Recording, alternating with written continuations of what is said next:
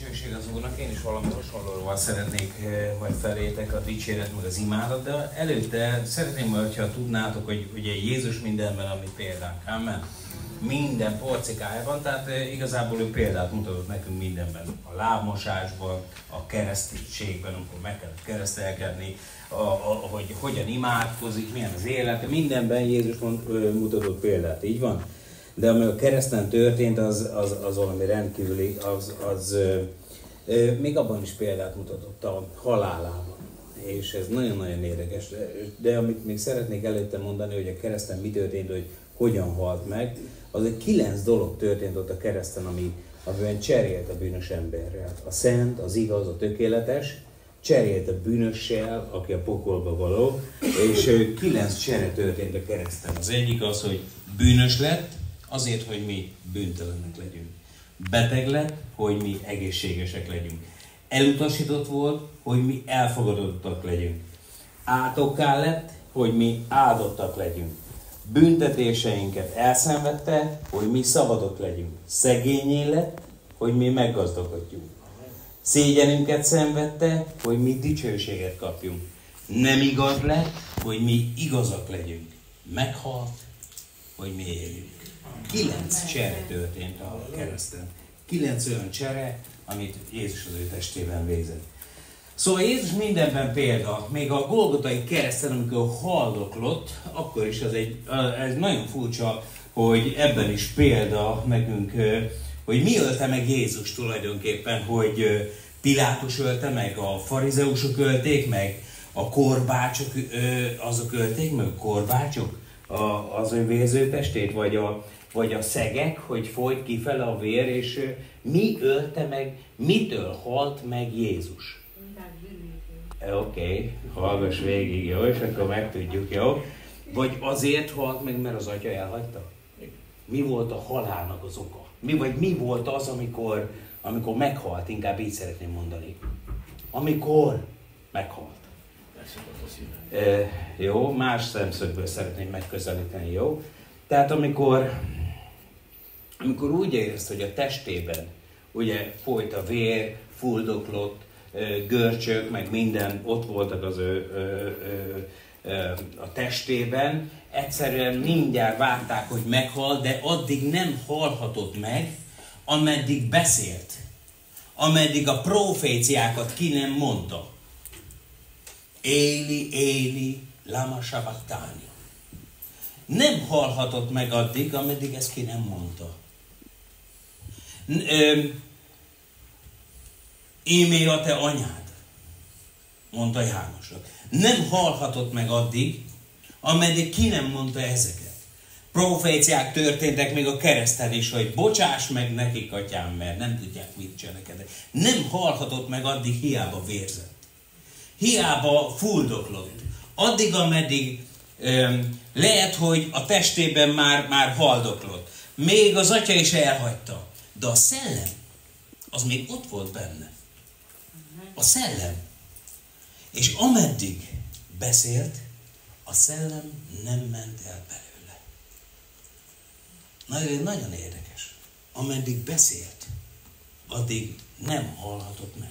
Ameddig volt mondani való. Profécia, kijelentés, bármi, mindegy, hogy a testében mi történt, a lelkében mi történt, hogy összeomlott, ahogy az atya elhagyta, úgy érezte, hogy az életsebeket vert rajta. Tök mindegy, hogy mi addig, ameddig beszélt, nem tudott meghalni. És így vagyunk mi is, hogy úgy érezzük, hogy amúgy pusztulok, halok, egyszerűen kész, vége. Az élet olyan korbácsütéseket húzott rajtam, hogy egyszerűen bele tudnék halni.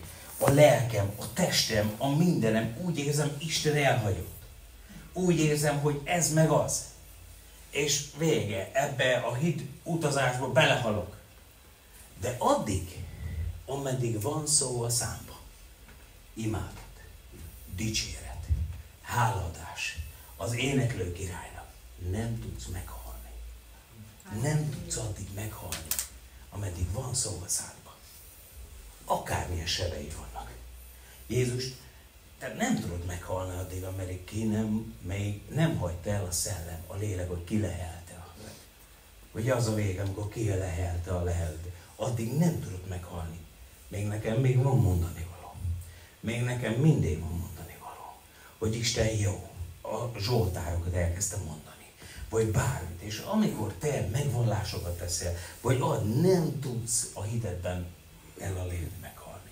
Akármilyen sebeket vert rajtad az életed korbácsa, akárhány helyről sebzel, vérzel, a sátán akárhogy csinált mindent a te életedben, nem tudsz addig meghalni, mert a szellem ott van veled. Mert a szellem ott van veled. Ez hihetetlen. Az, hogy tehát ez is egy olyan tanulság, hogy egyszerűen akkor van vége, ha ennek vége van. Akkor van vége, amikor van a szívedben nincsen már egy szó sem. Nem, mit mondjak? Mit mondjak Istenem? Ez egy nagyon tanulságos, látjátok még a kereszt is, hogy nem tudsz addig meghalni, nem is fogsz addig meghalni, ameddig van egy szó a számról. Még az utolsó szó jogán. Azért jó, hogy Istenem. Azért egy Zsoltárt elmotyogok még. És van még egy Zsoltár, és még egy. És nem fogsz tudni meghalni. És egyszerűen, szóval hihetetlen az, hogy Isten Jézus még a halálában is olyatokat tud mutatni, olyan szellemi dolgot, hogy hihetetlen. Na, ma Luciferről szeretnék beszélni. Nem tudom, hányan ismeritek. A fia úgy hívja, hogy Luciferike. Kinek mi. De Luciferről szeretnék egy kicsit beszélni. Ezékiel könyvében 28, 12-től 15-ig. Luci Ferenc. De csak Luciferi, ahogy mondja Áron. Luciferről szeretnék egy kicsit beszélni. Ezékiel 58, 12-től 15-ig. Ezékiel 28, 12. Oké. Embernek fia, kezdj gyászéneket Tírus királyáról, és mondd néki, így szól az Úristen, te valál az arányosság pecsétgyűrűje, teljes bölcsességgel, tökéletes szépségben.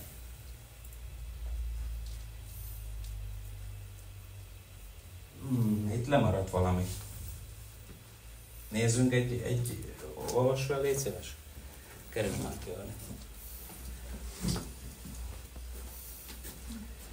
Oké, tehát teljes vala, te vagy az arányosság pecsétgyűrűje, teljes vala bölcsességgel, tökéletes szépségben. Édenben, Isten kertjében voltál mindenféle drága kövekkel, és itt felsorolja a drága köveket. Igen. Karniollal, topázzal és jáspissal, tárziszkővel és onixal, berillussal, zafírral, gránittal és smaragddal, és karikáid, mesterkézzel és mélyedéseid aranyból. Tovább. Aranyból készültek a napon, melyen teremtették. Igen. Amelyen teremtettél, valál felkent oltalmazó kérub, és úgy állattalak téged, hogy Isten szent hegyén valál tűzes kövek között jártál. Fethetetlen voltál utaidban, attól a naptól fogva, melyen teremtettél, még gonoszság nem találtaték benned. Amen. Oké. Na hát ez tulajdonképpen ez egy levél Tírus királynak.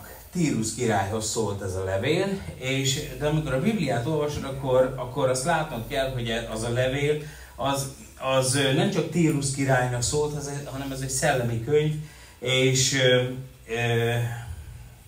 ez igazából Luciferről szól, az ördögről szól, inkább maradjunk Lucifernél, jó? Luciferről szól, aki a mennyben van, és egyszerre szól az egy adott helyre, akár lehet egy profécia a jövőről, a mennyei előremutatás, a messiásról, a mennyasszony népről, tehát egyszerre tud az ige több szituációban behelyezkedni, és ez nem csak a Tírus királynak szólt, hanem ez maga Luciferről szólt, hogy a mennyben a tüzes kövek között volt, a mennyben egy rendkívüli szépség volt, és ahogy elbukott ez a Lucifer. Lucifernek a neve azt jelenti, hogy fényhordozó. Fényhordozó. ugye 3 arkangyal van, ugye főangyalok vannak a mennyben, Mihály, Gabriel és Lucifer, ezek a 3 főangyalok. És Luciferről itt az ige azt mondja, a tökéletesség pecsétje. A tökéletesség pecsétje, tele bölcsességgel, tökéletes szépségben van. Nem sok emberről, vagy nem sok teremtményről mondja ezt az ige, de Luciferről ezt mondja, hogy tökéletes szépségben van. És most is tökéletes szépségben van, akár hiszed, akár nem. Most is egy dicsőséges, erős, hatalmas angyal. És azt mondja itt az ige, hogy Isten kertjében volt. És minden drága kő, és ez nagyon-nagyon fontos, minden drága kő ott volt nála. És felsorol 12 drága követ. És az a 12 drága kő, ez a, emlékeztek, amikor a főpap bement a Szentek Szentjébe, akit a mellvértjén 12 kő volt, drága kő, és ugyanez a 12 kő volt ide a mellvértjébe, a 12 nemzetséget jelképezte, hogy én csinálom a főpap az Isten tiszteletet, és az egész 12 nemzetséget minden dicsőségével behordozom, és én csinálom az Isten tiszteletet. Na most ugyanezek a kövek voltak Lucifernél, mint fényhordozónál, ő volt a menny Isten tiszteletének a vezetője. Innen lehet tudni a drága kövek véget. Azért, mert ez csak a főpapnál volt, és ugyanez volt csak Lucifernél. Senki másnál nem volt. Ő volt a dicsőítő, ő volt az imádó a kövek miatt. A kövek miatt. Mert ugye a főpap bement imádni, tisztelni, dicsérni, és vitte ugye a 12 kő, a 12 nemzetséget jelképezte, mindegyiknek más-más dicsősége volt, és ő vitte, és ő pedig a mennyet képviselte, hogy viszem az egész mennynek a sergét, és menjünk az Isten elé, és imádni, dicsérni, és a mennynek ő volt a dicsőítő vezetője, az imádója. És azt mondja az Istennek az igéje, Isten szent hegyén jártál tüzes kövek között, és fedhetetlen voltál, ameddig gonoszság nem találtatott benned. Tehát Lucifer egy fényhordozó, egy dicsőséges lény volt, és abból a célból teremtette Isten, hogy dicsőítse és imádja az Istent, és másokat is vezessen ebben. És másokat is vezessen ebben. Tehát az Ézsaiás 6-ban, ott látod, amikor Ézsaiásnak az elhívásában van, amikor Isten megjelent kérubokkal, angyalokkal, amikor Isten megjelent dicsőségben és betöltötte az egész házat, akkor azt mondta, hogy az angyalok, a kérubok elkezdték énekelni, dicsérni az Istent, hogy szent, szent, szent az Isten, és a mennyben is énekelnek, hogy szent, szent, szent az Isten. És amikor Lucifer, amikor teremtetett, ugye a mennyei teremtésnek az évei alatt vezette az Isten tiszteletnek az imádatát, a dicséretét. Tudjátok, amikor a teremtés történt, akkor az van megírva, hogy kezdetben teremtette Isten az eget és a földet. Na ez, amikor az eget teremtette, és utána a földet, hosszú-hosszú évek teltek el a kettő között. Amikor az eget teremtette, az eget a mennyet, az ég egyenlő mennyel. 3 ég van, az atmoszféra, a stratoszféra és a harmadik ég, a mennyország. Ugye ez mind égről beszélünk, 3 ég. 2-be átlátunk, de a harmadikban nem látunk át. Tehát 3 ég van, 3 menny van. És ugye amikor teremtette Isten az eget, akkor minden angyali lényt, minden kérubot, minden imádót, minden szentet, mindent, ami oda tartozik a mennyhez, akkor megteremtődött, amikor azt mondta Isten, és kezdetben teremtette Isten az eget, akkor megteremtette az összest.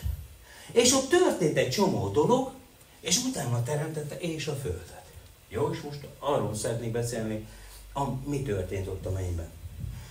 És Lucifer volt tehát az, aki amikor a mennyet teremtette, akkor ilyen dicsőséges fényeket teremtett Isten, és ő neki a fényhordozó, a dicsőséghordozó, tehát Lucifernek Isten egy fényt helyezett bele. Azért volt a neve fényhordozó, egy dicsőséget, hogy amikor elkezdte imádni az Istent, amikor elkezdte imádni, dicsérni az Isten, olyan fényerő, olyan dicsőség, olyan erő jött az ő lényéből, hogy ami áttetszik azokon a köveken, amikkel járkált, hogy mindenkivel, aki a mennyben volt, képviselte, és egy olyan dicsőséges atmoszférát tudott teremteni a lényéből, mert erre teremtette az Isten, hogy az valami különleges jelenség volt, amikor elkezdte Lucifer imádni az Istent. Egy különleges dicsőség, amikor Lucifer elkezdte imádni az Istent. Tehát ez valami különleges jelenség, amikor ez a fényhordozó Isten megtöltötte fénnyel, és a fény elkezdett dicsőségesen ragyogni a 12 kővel együtt. És valami olyan atmoszférát, valami olyan fényt, dicsőséget hordozott, ami hihetetlen, és ezt a dicséretnek, az imádatnak az erejét, a fényét, a dicsőségét, ez belehelyezte ennek a vibrálását. Ez belehelyezte a dicséretbe, az imádatba, és ez most is vannak olyan ajándékok, amiben ez benne van. Amikor te elkezded imádni, dicsérni az Isten, akkor a fényerősség, tehát a szellemi dolgokról beszélek, tehát az erő, a dicsőség egyszerűen dagad, egyszerűen jelen van, egyszerűen valami dicsőséges. És ez még mindig ott van benne. Csak hogy ez benne volt Luciferben. Ez benne volt Luciferben. Tehát ezek az ajándékok is betöltött a dicsőség az egész mennyet, amikor elkezdte Lucifer imádni az Istent és dicsérni az Istent. És az angyali seregek mind követték őt. Erre teremtette őt az Isten. Azért, mert nála voltak a kövek. És a kövek pedig azt jelentették, mint a főpapnál, innen lehet tudni. Mert csak a főpapnál voltak a 12 kő, aki bement imádni az Istent, képviselte a 12 nemzetséget. Lucifer pedig képviselte az egész mennyet a 12 kövön járkálva. A 12 kőnek szellemi jelentősége van. Csak hogy az a nagy helyzet, hogy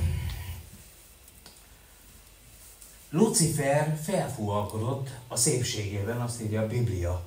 És úgy döntött, hogy nem lesz többé imádó, nem lesz többé fényhordozó, hanem inkább én szeretnék lenni maga a fény.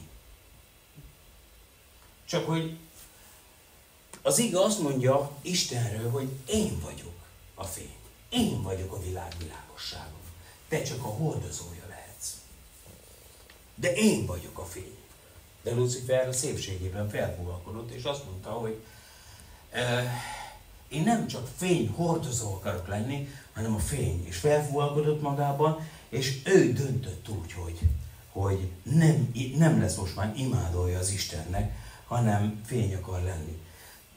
Az előbb is mondtam, tudjátok, amikor a főpap bement a Szentek Szentjébe, akkor a 12 népet képviselte. És amikor Lucifer is bement a Szentek Szentjébe, az Isten jelenlétébe, az egész mennyet képviselte. És amikor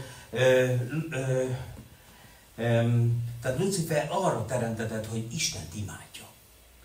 És ne csak ő, hanem segítse másokat az imádásba. És felfúvalkodott, és kiűzték a mennyből a második égbe.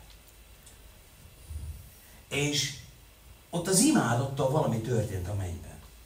Ott valami kapott. Ott valami megszűnt. Ott valami kettétört. De Isten nem esett kétségbe. Tehát valami ottan eltört. És a sátán, és inkább úgy mondanám, hogy az imádata az Istennek, és nincs, aki imádja úgy, ahogy Lucifer imádta, és amikor Isten teremtett bennünket, mi lettünk Lucifernek a helyettese. Mi vagyunk az imádók. Mi lettünk az egyház, Istennek az imádói. Amikor éneklünk, amikor imádjuk, amikor dicsőítünk, amikor dicséretet mondunk, amikor hálákat mondunk Istennek, amikor tiszteletet adunk neki, amikor dicsőséget adunk neki, akkor szó szerint elfoglaljuk a sátán, vagy Lucifernek a helyét. Szó szerint a helyébe léptél. Elkezdtem imádni, elkezdtem dicsérni az Istent, és Lucifernek a helyébe léptem. Isten elvesztette a legszebb teremtményét. És mindazt, amit képviselt, elvesztette a mennybe. Az imádatot, a dicséretet. De Isten elkezdte megteremteni az embert a helyébe. És az ember elbukott. De Krisztusban helyreállt, és Krisztusban dicsőségesen tudunk imádni. Az 1 Péter 2.9-ben ismeritek a Bibliát, azt mondja, hogy Ti vagytok egy választott nemzetség, királyi papság vagytok, ismeritek ezt az igét, ugye? 1 Péter 2:9. Ti pedig választott nemzetség, tehát Isten választott. És azt mondta, semmi probléma, Lucifer nincs, akkor teremtek. Teremtek másikat, csinálok másikat, imádókat fogok csinálni. És azt mondja, választottam, már a világ megalapítása előtt. Én láttam mindent, és választottam egy másik imádót. Az pedig az egyház. És azt írja itt, hogy ti pedig választott nemzetség, királyi papság, szent nemzet megtartása való nép vagytok, hogy hirdessétek annak a hatalmas dolgait, aki a sötétségből az ő csodálatos világosságára hívott el bennünket. Tehát, hogy hirdessük, hogy fényhordozók legyünk. Hogy fényhordozók legyünk, és a sötétségből bevitt bennünket a fénybe, az ő csodálatos világosságába, hogy gyere a világosságba fényhordozónak lenni. És elhívott bennünket ebbe a világosságba. És a mi teremtésünknek a célja, mint a sátánnak, Lucifernek a célja az volt, hogy nem csak, hogy üdvözítsen bennünket, hanem, hogy dicsérjük, tisztességet adjunk neki, tehát az, hogy imádói legyünk az Istennek. Arra teremtett bennünket az Isten, hogy imádói. Ebben elbuktunk. De Krisztusban helyreállított és visszaállított bennünket, hogy újból fényhordozók legyünk, Istennek az imádói legyünk. Tehát amikor Isten megteremtette Ádámot és Évát, és elkezdték dicsérni, imádni, közösségbe lenni, és nagyon jó, a sátán ezt látta, hogy a helyére készítette Isten az embert, és elkezdett embergyilkos lenni. Elkezdett gyilkolni, ölni, pusztítani. Mert ez az enyém volt, és oda senki nem megy, csak hogy Isten azt mondta, hogy az övék a dicsőség. Ők lettek a fényhordozók. Amikor az ember elbukott és Isten helyreállította, akkor van miért imádni, van miért dicsérni az Isten. Azért, mert megmenekültünk, megbocsájtott. Sokkal jobban szeret és imád az, akinek sok bűnö bocsájtatok meg. Azt írja a Biblia. Sokkal jobban szeret, mint akinek nem. És amikor Isten Krisztusban örök életet kaptunk, megváltott a bűneinktől, megváltoztatott, azt mondja a Biblia, az ember lett az imádója az Istennek, a megváltott ember. Mégis rengeteg hívő van és kevés imádó. Rengeteg a hívő, és kevés az imádó. Egyszer Bonke azt mondta, hogy az igazi imádók, akik tűzben imádnak. Azt mondja egyszer Bonke, hogy én pünkösdi ember vagyok, én tűzben születtem. Én nem akarok füstben élni. Füstben. Tehát nincs tűz. Én tűzben. És azt mondja a Biblia, hogy a sátán tüzes kövek között jár. Tehát tűzben éget. A 150. Zsoltár 6. verse azt mondja, minden lélek dicsérje az Urat. Minden lélek imádja az Istent. Istennek ez az akarata, hogy Isten imádók legyünk. Mi megváltottak. És a János levelében azt írja 4:24-ben, hogy Isten imádókat keres, akik szellemben és igazságban imádják. Szellemben és igazságban. Mit jelent szellemben és igazságban imádni őt? Hát igazságban azt jelenti nyilván, hogyha folyamatosan bűnöket követek el, vagy bűnben élek, az nem dicsőíti az Isten. Az nem adja meg Istennek, a teremtőnek az imádatot. Hogy folyamatosan én bűnben megváltott vagyok, kész vagyok, és akkor folyamatos nincs változás, nincs akarás változni, vagy kijönni a bűnökből, az nem Istent imádja, nem dicsőíti az Isten. Aki az igazságban jár, az, mindannyian bűnösek vagyunk, de akik akarnak az igazságban járni, azok dicsőítik az Isten. Szellemben pedig, mint ahogy valami imádat jöjjön ki belőlem, valami olyan, amit kifejezek Isten felé, szellemben. Legyen az éneklés, legyen az tánc, legyen az bármi, amit úgy kifejezek itt belül, itt legbelül, ami úgy kijön belőle. És amikor Luciferben gonoszság találtatott, eltávolodott a mennystől. Kilökték a mennyből. És mint ahogy mondtam, most a második égben van, és a világosság, ugye úgy hívták, hogy fényhordozó, csak a fénye eltűnt. És mint a Star Warsba, és átment a sötét birodalomba. És a sötétség meg a fejedel mellett nincs fény, nincs igazság, bűnben leledzik. Azt írja a Biblia. És Jézus pedig nagyon érdekes, amit most fogok mondani, hogy mi elbuktunk, mi is legyünk fényhordozók, mi is Isten dicsőségére teremtettünk, csak hogy elbuktunk. De nekünk Isten csinált egy visszautat Krisztusban. De Lucifernek nem. Miért? Lucifernek nem csinált visszautat. Lucifernek nincs üdvösségterv. Nincs üdvtervjük. Tehát a mennybe az ördögnek és a bukott angyaloknak miért nincs üdvösségtervük? Miért nem mentette meg Isten őket? Azért bűnösebbek voltak, mint mink. Ugye a sátánról azt mondod, hogy embergyilkos volt, millió ember kinyírt, hogy ez volt az, amiért nem mehetett vissza, nem mehet vissza a mennybe. Nem, nyilván, hanem az ő bűne a büszkeség, a lázadás, hogy az imádóból imádott akart lenni. Isten fölé helyezte magát. És ez egy belső bűn. Ez egy belső bűn, és a belső büszkeségnek a külső megnyilvánulása az, amikor magamat felmagasztalom, meg lázadok. Tehát onnan lehet tudni, hogy büszke vagy, hogyha állandóan lázadsz, meg magadat magasztalod felfelé. Akkor büszkeség van benned. Az önfelmagasztalás. És ő úgy döntött, hogy nem leszek imádó, nem leszek fényhordozó. Tehát ez egy döntés, nem pedig sodródás. Nagy különbség a kettő. Mert mi tudunk sodródni, hogy az élet odaskodott, hogy alig élek, azt tudom mondani, hogy Uram, segíts. Tehát ez nem egy döntés, hanem sodródtunk, döcölünk. Vagy amikor azt mondom, hogy amúgy minden oké, de én már nem dicsérlek téged. Én elég szép vagyok. Keresek imádókat magamban. Engem imádjanak. Nekem tetszik fénynek lenni, nem fényhordozónak. Nekem ez tetszik.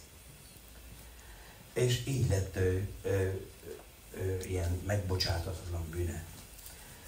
Az imádat az, ami belül van. Nem az, amit csinálunk így körbe, és hát nyilván ez is az. Tehát nem ez, hogy felveszem magamra a dicséret többdösét, és titteri-tattera, és akkor játszom a izét, és akkor nyilván ez is benne van, de az imádat az belül van. És belülről tükröződik ki az, ami ott van legbelül benne. És minél több történik itt belül imádatban, annál inkább szeretnél külsőre kifejezni. Ez jól mondok, ezt még egyszer. Tehát az imádat az, ami belül van, nem lássa senki. Isten látja a szíveket. És minél több történik itt belül imádat, annál inkább a külsőt szeretné az kifejezni az érzelmet. Táncolással, ugrálással, kiabálással, akármilyen.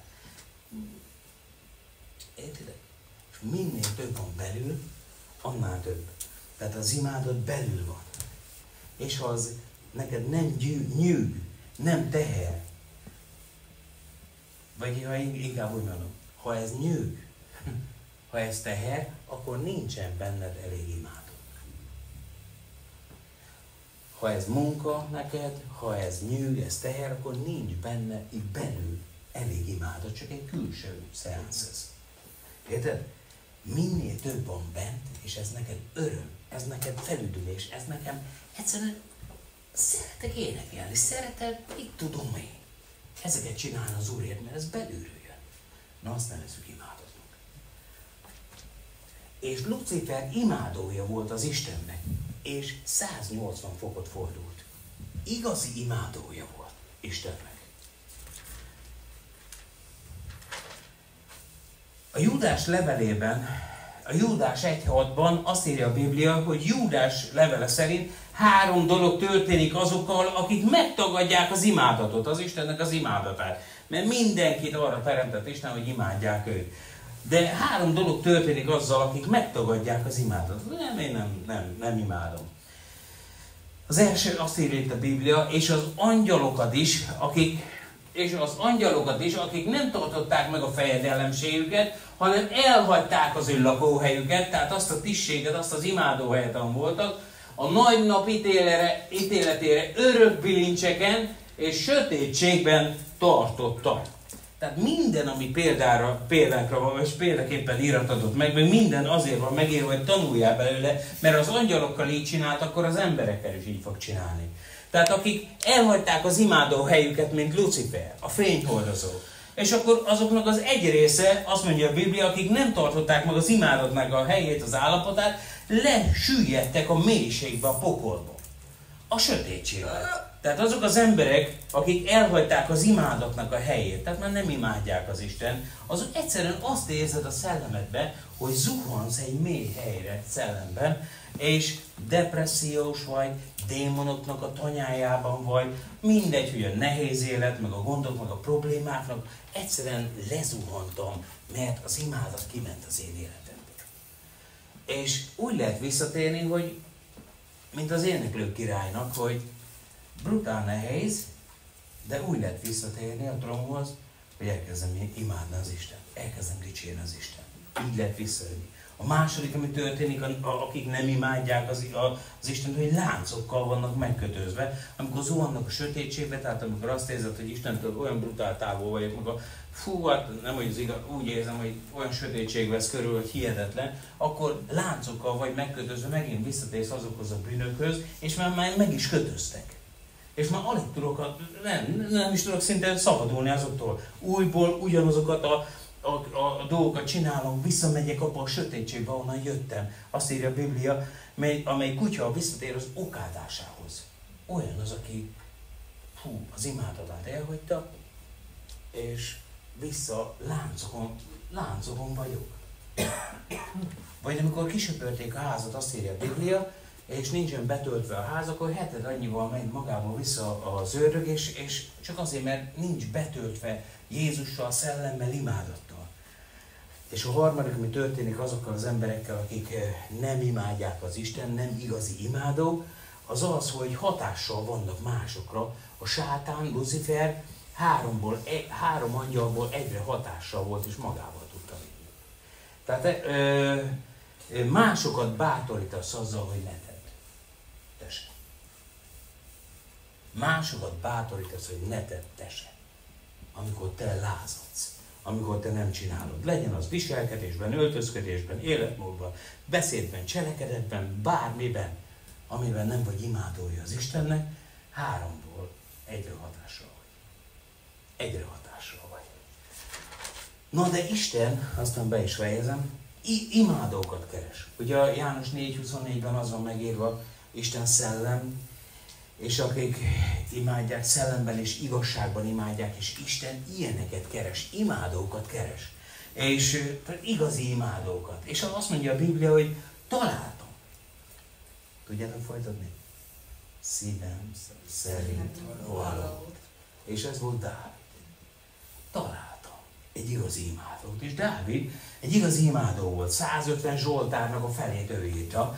És teljes szívéből imádta az Istent. Szíve szerint valahol. Na ezt keresem én. Lucifer nem akarja? Na itt egy másik fényhordozó, aki hordozza majd az én dicsőségemet. Majd én felemelem. És tudjátok, ismerjük a történetet, nagyon érdekes, tehát Dávid volt az, aki igazi imádója, imádó volt, egy igazi imádó, egy dicsőséges imádó volt. És amikor Isten felkente, és úgy mutatkozott be a nagy érdeműnek Dávid, hogy ugye Góliát megjelent a színen, és Dávid pedig odament, és ugye megölte Góliátot, de ugye azt ígérte neki a király, vagy bárkinek, aki megöli ezt a Góliátot, annak a lányomat neki fogom adni. És ugye Dávid megölte az imádó király, az éneklő király, az imádó király, Dávid megölte, és amikor ment a feleségéhez, ment volna a feleségéhez, a feleségnek, a lány nem szerette Dávidot. Majd olvassátok el. Saulnak a lánya nem szerette az imádatot, Dávidot. Ez olyan, mint egy keresztény, aki nem szerette az imádatot. Mert Dávid az imádatot jelképezte. Egy olyan ember, aki nem szerette az imádatot. Nem szerettem Dávidot. Jó? Onnantól kezdve tudod, mi történt ezzel a lánnyal? Nem is ismered, nem írt bennem a Bibliában, nem írtam ki. Sose hallottál felőle. Eltűnt a mélységbe. Eltűnt a mélységbe. De a második lány, Mikál, az megszerette a Dávidot, az imádatot. Az imádatot. Én szeretem az imádatot. Én szeretem Istent imádni. Megszerette. És Dávid 15 év után, vagyis 15 évig bújdosott, és el kellett hagyni Mikát, és amikor újra találkoztak, és Dávid hozta a frigyládát visszafelé, akkor azt láttad, hogy Dávid 15 év után egy szikrát nem változott, ugyanolyan imádója lett az Istennek, sőt, tiszta erejéből elkezdett táncolni, és úgy imádta az Isten, igaz imádó volt, de Mikál megváltozott. Mikál az ablakból nézte, hogy az imádó király, az éneklő király, egy bolond király. Elkezdte imádni, szívében meggyűlölte az imádatot. És onnantól kezdve Isten megverte Mikát. És azt mondta neki, hogy soha többet nem fogod szülni. Soha többet nem fogsz Dávidtól egyáltalán szülni. Mit jelent ez? Az, hogy semmi szellemi nem fog többet születni tőled. Semmi isteni. Akármennyire szeretnél, akármennyire nagy pozícióban vagy, akármennyire nem tudom mi vagy, semmi többet nem, egy szolgálat, egy ének, egy dicséret, semmi nem fog tőled születni, ami én tőlem van. Semmi isteni nem fog tőled. Bezárom a mégedet. Itt a szellemiekről beszélek. Jó, tehát ma csak azt szeretném mondani befejezésképpen, hogy Isten imádókat keres. Igazi imádókat keres. Tudod, hogy Jelenések 21:18-ban ugye nekünk az új helyünk, az új Jeruzsálem lesz, amikor mi elragadtatunk, ami vagyunk, ott leszünk a mennybe, az új Jeruzsálem. És a Jeruzsálemnek az alapkövei 12 drága kőből van. Az alapok imádatra épültek. Imádatra. És a kőfalának rakása jáspisból, a kőfalának rakása az alapja jáspisból, város pedig tiszta arany, tiszta üveghez hasonló, 19-et, és a város kőfalának az alapja. Ékesítve a mindenféle drága követ, és itt is felsorol 12 drága követ. Tehát a falnak az alapja. Amit te építel az életedben, mint egy építményt, egy templomot, annak az alapja az imádat. Az alapja az imádat. A mennyben is így van, nem csak a földön. Már a kezdetek kezdetén Lucifernél így volt. Aztán az embernél is, és a végén is így lesz. Az imádat az alapja mindennek. Minden az új Jeruzsálemnak az alapja drága kövekből van. 12 drága kőből. Az imádatra épült ez az egész. Tehát drága testvérek, mi a tanulság? Lucifertől mit tanulunk? Lucifer felfúvalkodott a büszkeségtől. Minden emberben van büszkeség. Sokan elhagyták azt a helyet, az imádatnak a helyét. És valahogy, mint ahogy Jancsi mondta, hogy valahogy most is hiányzik az igazi imádat, úgy megkapott, úgy megkopott, úgy megüresedett, olyan nincs elég mélysége az igazi imádatnak. Mindegy, hogy rohanó világ, vagy minden, ami úgy teljes szívből jön, amit úgy Isten úgy a szellem által úgy beleplantált, hogy valakinek az igazsággal van problémája, hogy abban imádja, állandóan bukdácsol, mit tudom én, hogy az igazságban nem tudja imádni. Valaki szellemben nem tudja úgy imádni, nem tudom úgy felszabadulni, nincs időm rá, mit tudom én, rohanunk, uram, megérted, stb. És Isten azt mondja, nem. Az Isten tiszteletnek az alapja az imádat. Az imádat. És muszáj, hogy igazi imádóink legyenek. És kell, hogy imádók legyenek az életünkben, és ne hagyd el a helyedet. És az ördög utálja az embert. És azért, mert a helyére szánta Isten, hogy legyetek most már nekem a fényhordozóim a világ világossággal. És azt mondja a Biblia, hogy emberölő volt kezdettől fogva. És Isten, én úgy gondolom, úgy hiszem, hogy ez helyre akar állítani, vagy fel akar emelni bennünket, de ahhoz imádó embereknek kell lennünk. Nem tud Isten felemelni egy gyülekezetet, vagy hívőket, akik nem imádói az Istennek. Igazi imádóiról. Igazi imádói. Azt mondja a Biblia, szerette az igazságot és felkente a társai fölé. És az utolsó időben a sátán azon van, hogy az imádást kivegye az Isten tiszteletből. Mindent csináljál, csak az imádatra ne legyen időd, ne csináld, adjad. Tehát mindent, amit ő csinált. Hogy ezt kivegye az Isten tiszteletből, az alapot, a lényeget. Azt a kapcsolatot, azt az érzést, azt a dicsőséget. A Luciferről úgy beszélt, hogy tökéletes szépségben van az imádatában. Hogy ezt így kivegye belőled, az imádatot. És ahogy kezdetben beszéltem, hogy Jézus a kereszten nem tudott addig meghalni. Egyszerűen nem tudott, míg volt szó a szájában. Lehet, hogy vérzett jobbról, balról, ütötték a korbácsok, ütötték minden, de nem tudsz addig meghalni. Nem is fogsz, ameddig van egy csepp dicséret, meg egy kis imádat benned. És Isten ezt akarja helyreállítani. Vajon tudnék én úgy imádni, mint ahogy eddig még nem? Hát biztos. Hát Uram, próbáljuk meg. Hát ha ez eddig nem az, ami úgy dicsőséges, akkor muszáj időt szánnom az imádatra. Muszáj időt szánnom a dicséretre, az imádatra, az, ami így belülről jön, mert az imádat belülről jön. Amikor úgy időt szánok Istenre, úgy nem lótok, futok, Uram, tudod, áldod a családot, fogatosok, ezt is áld meg, azt is áld meg, gyülekezet, feküdni kell, Uram. És akkor, értitek, amit mondom? És szaladunk, rohansz, minden, nincs idő az imádatra. Nincs idő. És Isten meg azt mondja, az én velem való kapcsolat, az, hogy az alapja mindennek, hogy imádjál egy kicsit. Legyen egy kis imádat. Gyere, énekelj még. Legyen egy kis imádat az életünkben. Legyen valami olyan, amikor úgy, nem csak úgy kell, csinálom, munka, olyan, hanem belülről, olyan hála, olyan értékelek Istenet. Hálás vagyok, imádok, dicsérlek. És ebből én szeretnék többet, és Isten is akar ebből többet. És azt mondja Isten, akkor tudok felemelni.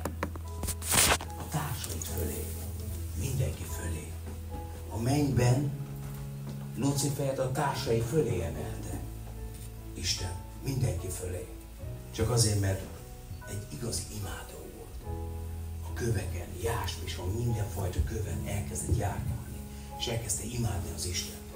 És az egész mennyet betüzesítette egy lény. Egy lény tűzön járkáltan. Egy lény, egy Lucifer, egy fényhordozó, az egész mennyet betüzesítette. Nem azt mondta, hogy dicsőtő kórus volt, hanem volt egy vezető, aki tűzben égett, imádatban égett az Úrért. És annak a kisugrázása, az a mennyi angyalokra mindre ráment. Az mindre. De amikor megfordult, és úgy döntött, hogy nem lesz, akkor az is kisugrázott mások. De Isten azt akar, hogy imádói legyünk. Kicsit gyertek, imádjuk ezt az Istent.